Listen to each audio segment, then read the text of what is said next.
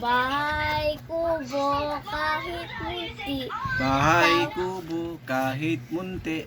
Tapos sabihin mo, bahay kubo kahit na munti. Bahay 10 kubo beses. kahit na munti. Bahay kubo kahit na munti. Bahay kubo kahit na munti. Bahay kubo kahit na munti. Bahay kubo kahit na munti. Bahay kubo kahit na munti. Bahay kubo kahit na munti. Bahay kubo kahit na munti. Bahay kubo kahit na munti. Bahay kubo kahit na munti.